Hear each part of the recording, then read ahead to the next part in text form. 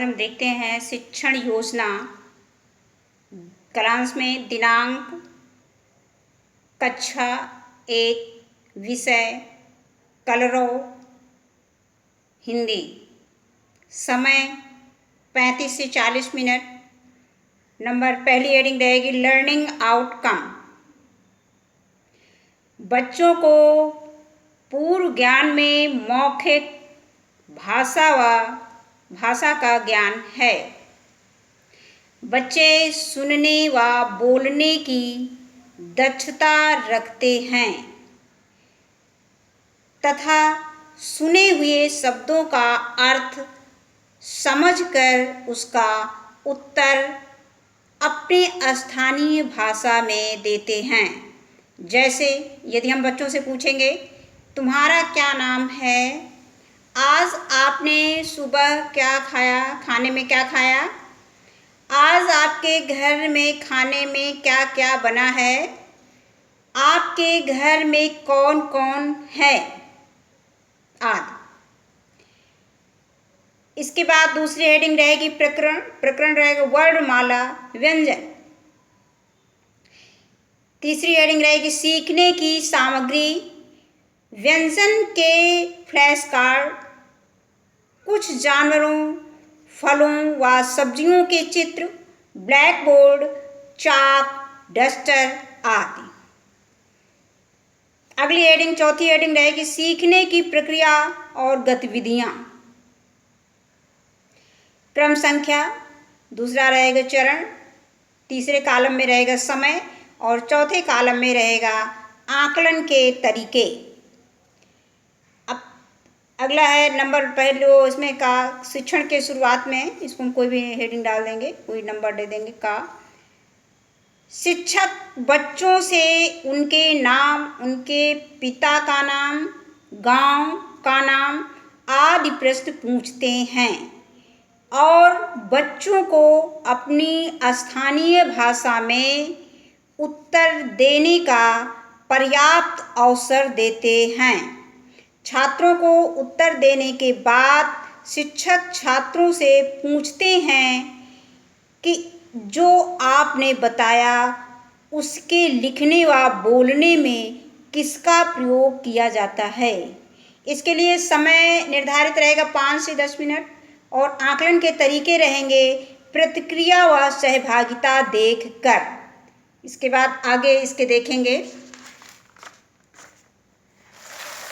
इसी में चरण में पहले क्रम संख्या, उसी के आगे बच्चों के संतोषजनक उत्तर न दे पाने पर शिक्षक बच्चों को बताते हैं कि किसी शब्द को लिखने व बोलने के लिए हमें वर्णों की आवश्यकता होती है, जिसे हम वर्णमाला कहते हैं। जैसे का से क्या होता है कबूतर, और क्या से क्या होता है कौवा। और भी हम बच्चों से उनसे पूछेंगे कि बेटा का से क्या होता है, बच्चे अपनी भाषा में बताएंगे जो भी वो जानते हैं। चाहे किसी भी चीज़ का वो नाम ले सकते हैं, फल का भी ले सकते हैं और सब्जियों का भी नाम ले सकते हैं आदि। खा से क्या होता है बच्चों, आप भूख लगने पर क्या खाते हो, खाना खाते हो, खरगोश, हाँ, और भी जो भी है ले सकते हैं नाम उसमें। जब हम किसी शब्द को बोलते हैं, शिक्षक कहता है कि जब हम किसी शब्द को बोलते हैं तो हमें वर्णमाला अर्थात स्वर व व्यंजन की आवश्यकता होती है। व्यंजन में स्वर जोड़ने पर हमें एक अर्थपूर्ण शब्द मिलता है जिससे हम अपनी किसी भी बात की अभिव्यक्ति लिखित व मौखिक भाषा में कर सकते हैं। अब अगला है शिक्षण के बीच में या शिक्षण के दौरान। आज हम लोग व्यंजन के विषय में बातचीत के माध्यम से सीखेंगे। सबसे पहले देखते हैं कि व्यंजन को कैसे बोलते व लिखते हैं। का, खा, गा, घा, अंगा। चा, छा, जा, झा, या। टा, ठा, डा, ढा, अड़ा। ता, था, दा, धा, ना। पा, फा, बा, भा, मा। या, रा, ला, वा, शा। सा, स, ह, छ, त्रि, ज्ञा। ड़ा, ढ़ा और सा। शिक्षक छात्रों को फ्लैश कार्ड की सहायता से वर्णों का बोध कराते हैं और उसे ब्लैक बोर्ड पर लिखते हैं तथा व्यंजन से संबंधित चित्र भी बच्चों के सामने प्रस्तुत करते हैं। इसके लिए टाइम निर्धारित रहेगा 20 से 25 मिनट का।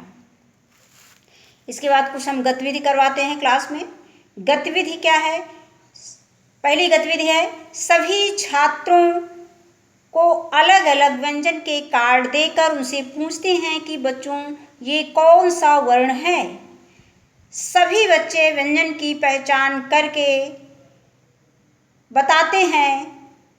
संतोषजनक उत्तर न दे पाने की स्थिति में शिक्षक छात्रों का सही मार्गदर्शन करवाते हैं। दूसरा है बच्चों को कई समूहों में बैठाकर उनको कुछ व्यंजन के कार्ड देकर उसकी पहचान करवाते हैं। और इसके बाद और भी गतिविधियां हम अपने जो सही हो उसको हम अपने क्लास में करवा सकते हैं, जो किया जा सके उस विद्यालय परिसर में। गा शिक्षण के बाद में, इसके लिए समय 10 मिनट का रहेगा। शिक्षण के बाद में शिक्षक बच्चों के साथ पाठ्य पुस्तक में दिए गए वर्णमाला गीत का सस्वर वाचन करवाते हैं। और दूसरा शिक्षक ब्लैक बोर्ड पर कुछ वर्ण लिखकर एक एक करके सभी बच्चों से पूछते हैं। अब इसका हम आकलन कैसे करेंगे? बच्चों की सहभागिता देखकर हम इसका आकलन करेंगे, बच्चों का आकलन करेंगे। अगली हेडिंग आती है इसी में शिक्षण योजना में प्रदत्त कार्य, इसी को हम गृह कार्य भी कह सकते हैं या हम असाइनमेंट भी कहते हैं। इसके लिए हमारा 5 मिनट का टाइम निर्धारित है। छात्रों को वर्णमाला गीत का अभ्यास घर में अपने भाई बहनों के साथ करने को कहेंगे। अगला नंबर रहेगा शिक्षण के पश्चात आकलन में व शिक्षण कार्य में आई।